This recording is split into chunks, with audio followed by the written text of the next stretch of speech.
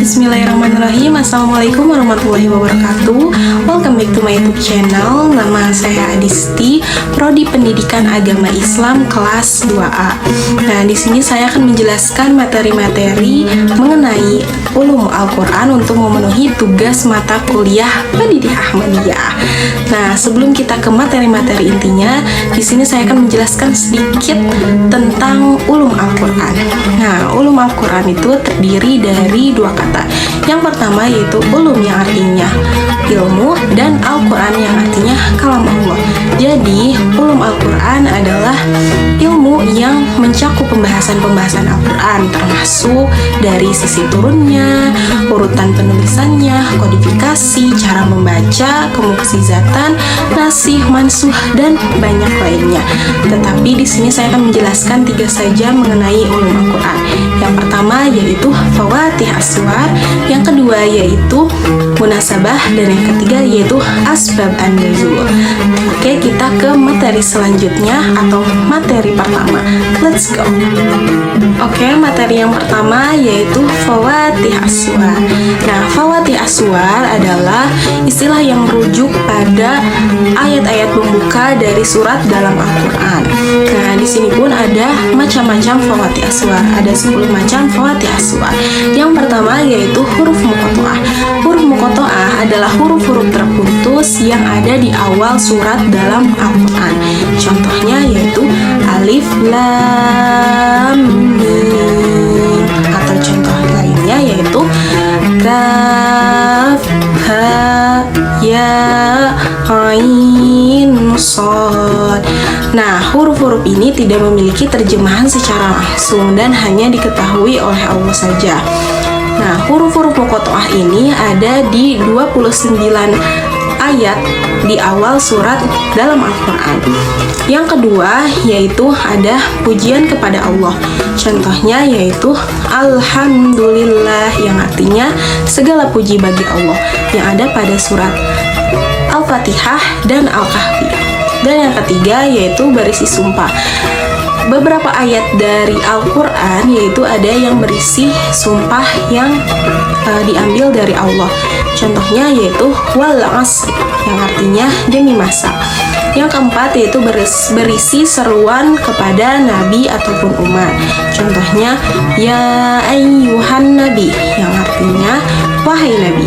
Yang kelima yaitu berisi larangan ataupun perintah. Contohnya kul, katakanlah, ataupun la, jangan. Ada di Quran surat Al-Ikhlas yaitu kul huwallahu ahad, yang artinya katakanlah dialah Allah yang Maha Esa. Yang keenam yaitu ada pembukaan dengan kalimat khobariyah, yaitu ada pada Quran surat Ibrahim ayat 1 yang berbunyi. Nah, yang ketujuh yaitu pembukaan dengan syarat. Ada pada Quran surat Al-Zalzalah ayat 1 yang berbunyi idza zulzilatil ardu zilzalaha, yang artinya apabila bumi diguncangkan dengan guncangan yang dahsyat. Yang kedelapan yaitu pembukaan dengan pertanyaan. Ada pada Quran surat Al-Fil ayat 1 yang berbunyi alam tara kaifa fa'ala rabbuka bi ashabil fil, yang artinya apakah kamu tidak melihat bagaimana Tuhanmu bertindak terhadap tentara bergajah. Nah, yang kesembilan yaitu pembukaan dengan doa. Ada pada Quran surat Al-Imran ayat 8 yang berbunyi. Dan yang terakhir, yang ke-10 yaitu pembukaan dengan alasan. Ada pada Quran surat Al-Baqarah ayat 67 yang berbunyi. Lanjut ke materi yang kedua yaitu Asbab An-Nuzul. Asbab An-Nuzul adalah sebab-sebab diturunkannya ayat dalam Al-Quran. Nah, di Asbab An-Nuzul ini ada macam-macamnya. Yang pertama yaitu Ta'adud al-asbab wal al-nazil wahid. Nah, beberapa sebab diturunkannya ayat ataupun wahyu itu untuk menanggapi peristiwa-peristiwa. Contohnya ada pada Quran surat Al-Ikhlas ayat 1 dengan sampai 4 yang berbunyi Bismillahirrahmanirrahim. Qul huwallahu Allahu ahad, Allahus samad, lam yalid wa lam yulad wa lam yakul lahu kufuwan ahad. Yang artinya, nah, ayat-ayat tersebut turun untuk sebagai tanggapan kepada atau terhadap orang-orang musyrik yang ada di Mekah sebelum Nabi hijrah. Yang kedua yaitu ta'adud an-nazil wa al-asbab wahid. Nah, satu sebab diturunkannya Al-Quran. Seperti contohnya di Quran surat Ad-Dukhan ayat 10, 15, dan 16 yang berbunyi, sebab diturunkannya Quran surat Ad-Dukhan ayat 10 karena pada saat itu kaum Quraisy durhaka kepada Nabi SAW dan Nabi pun berdoa agar mereka ditimpa kelaparan. Pada saat itu ditimpalah kelaparan mereka sampai mereka memakan tulang. Maka turunlah ayat selanjutnya yaitu Quran surat Ad-Dukhan ayat 15. Nah, kemudian mereka pun meminta bantuan kepada Rasulullah. Maka Rasulullah pun berdoa agar mereka diturunkannya hujan. Nah, setelah diturunkannya hujan, mereka menikmati tersebut.